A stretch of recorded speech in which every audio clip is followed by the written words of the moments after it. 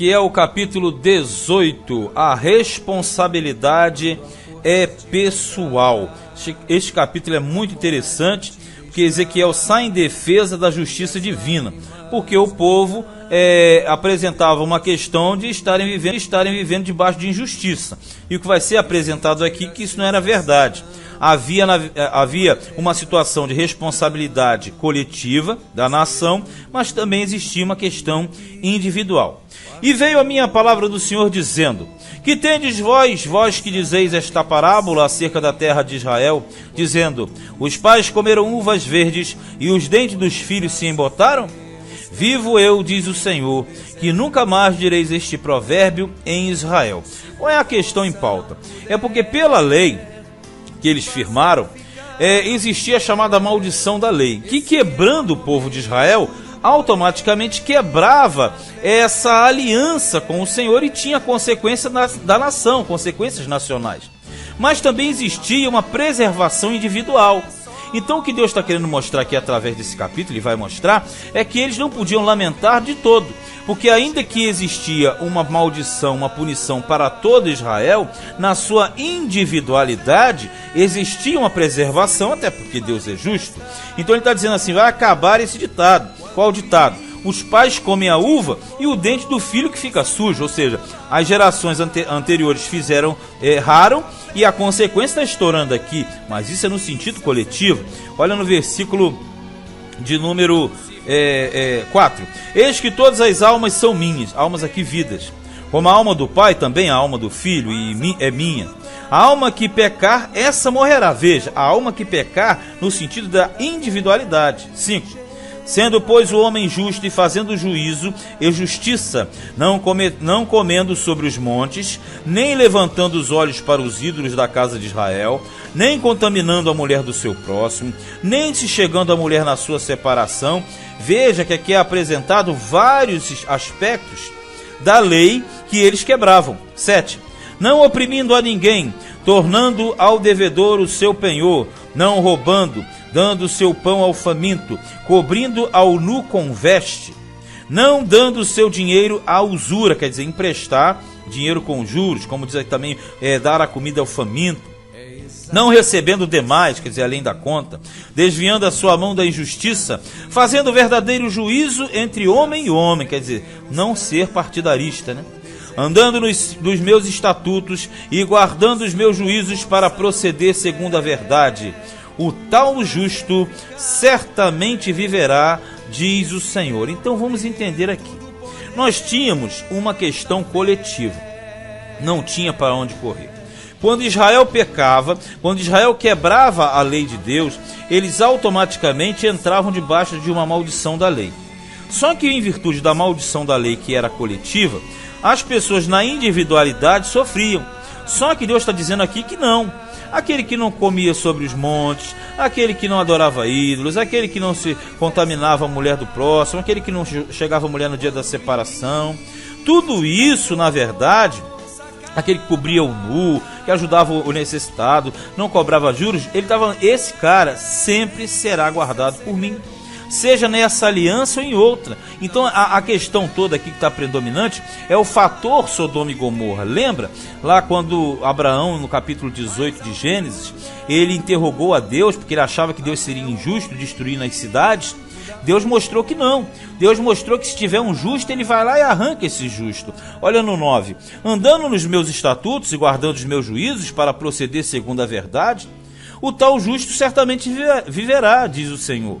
E se ele gerar um filho ladrão, derramador de sangue, que fizer a seu irmão qualquer destas coisas, e não cumprir todos aqueles deveres, mas antes comer sobre os montes, e contaminar a mulher do seu próximo, e oprimir ao aflito e necessitado, e praticar roubos e não tomar penhor, e levantar os olhos para os ídolos, e cometer abominação, e emprestar com usura e receber demais, porventura viverá?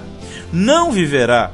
Todas essas abominações ele fez, certamente morrerá, o seu sangue será sobre ele. Ele quer dizer o seguinte: o que cada um faz na verdade, não vai atingir na responsabilidade do filho.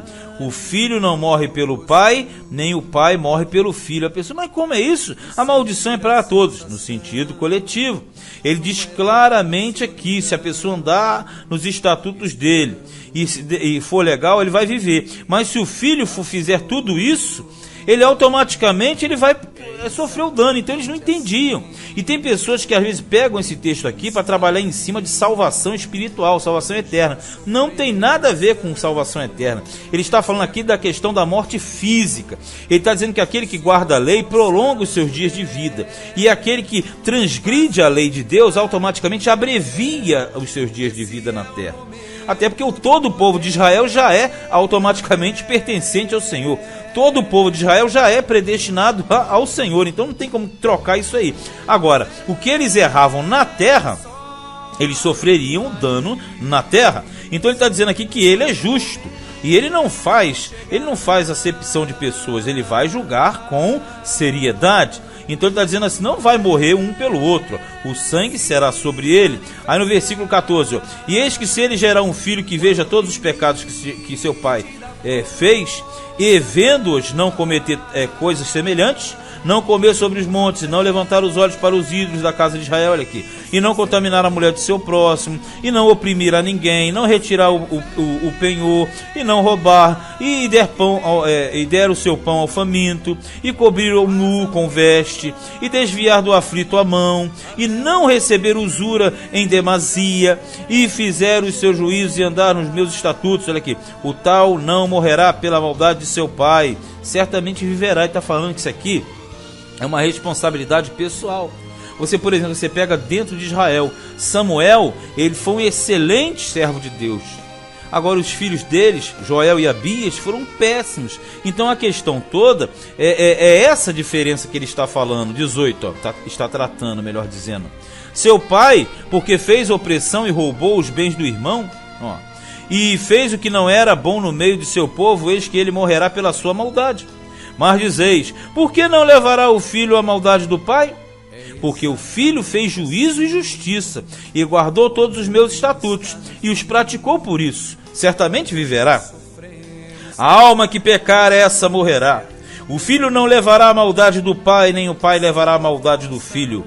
A justiça do justo ficará sobre ele, e a impiedade do ímpio cairá sobre ele, porque Deus é justo. Ele não vai matar o filho pelo pai, o pai pelo filho. Agora, na questão coletiva de Israel, o cativeiro é para todos. É igual o sol. O sol está agora brilhando para todo mundo.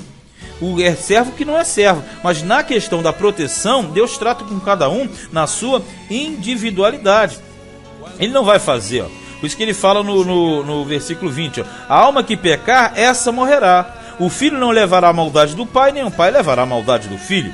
A justiça do justo ficará com ele, e a impiedade do ímpio cairá sobre ele. Lembrando sempre que justo e ímpio aqui, no contexto, está falando exatamente de pessoas que servem a Deus, né?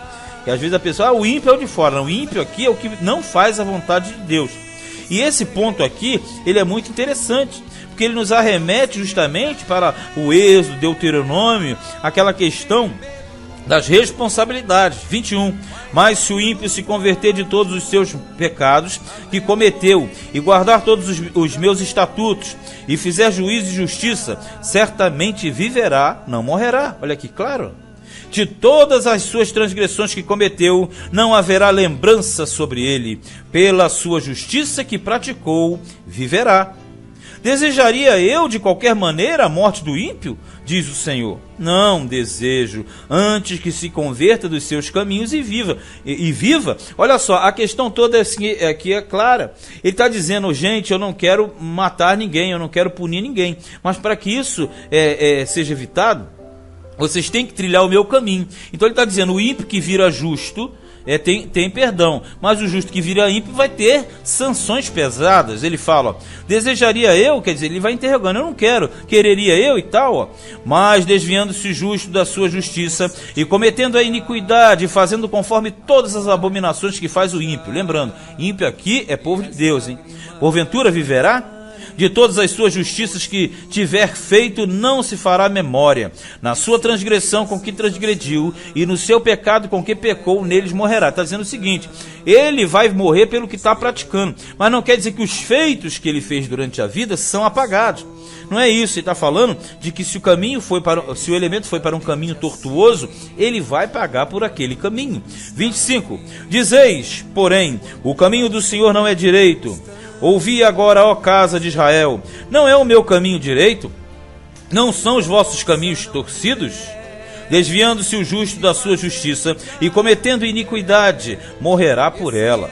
Na sua iniquidade que cometeu, morrerá. Mas convertendo-se o ímpio da sua impiedade que cometeu, e praticando o juízo e a justiça, conservará este a sua alma em vida, quer dizer, vai ficar vivo. Pois quem considera e se converte de todas as suas transgressões que cometeu, certamente viverá, não morrerá, quer dizer, a pessoa se arrepende e deixa. Contudo, diz a casa de Israel, o caminho do Senhor não é direito. Não são os meus caminhos direitos, ó casa de Israel? Deus está dizendo, vocês estão falando que eu estou errado. Quem está errado? Sou eu ou são vocês? Ou é você? Você no individual e vocês na coletividade, né? E não são os vossos caminhos torcidos? Portanto, eu vos julgarei a cada um conforme os seus caminhos, ó casa de Israel, diz o Senhor. Vinde e convertei-vos de todas as vossas transgressões, e a iniquidade não vos servirá de tropeço. Lançai de vós todas as vossas transgressões com que transgredistes, e criai em vós um coração novo e um espírito novo. Quer dizer, por dentro, né? Pois por que razão morreríeis, ó casa de Israel? Está dizendo, rapaz, não vão morrer não, porque se vocês fizerem o errado, vão morrer. 32 para fechar, ó. Porque não tomo prazer na morte do que morre, diz o Senhor. Convertei-vos, pois, e vivei. E está mandando converter quem? O povo que já é de Deus, né? Porque a gente, às vezes a pessoa, eu falo a gente, mas não sou eu, a pessoa que não entende, ela toma isso aqui como sendo uma questão, primeiro, que está falando de salvação eterna. Não está, ele está falando aqui de vida e de cativeiro, que é o assunto. E ele está dizendo que aquele que se converte, alcança misericórdia, mas é dentro do povo de Deus, porque muita gente costuma pegar isso aqui e querer trabalhar com o cara que é de fora. Não, ele está dizendo que dentro do nosso povo, o povo de Deus, o fiel, ele é guardado, mas o infiel vai sofrer juízo, porque Deus, ele é o Deus da justiça e do juízo, que são a base do seu trono, mas a misericórdia e a verdade estão adiante dele. Então ele trabalha com os quatro: juízo e justiça, misericórdia e verdade. Então ele está falando aqui, e se o povo dele deveria entender mais e falar menos besteira, porque eles estavam acusando Deus de ser falho, errado e injusto.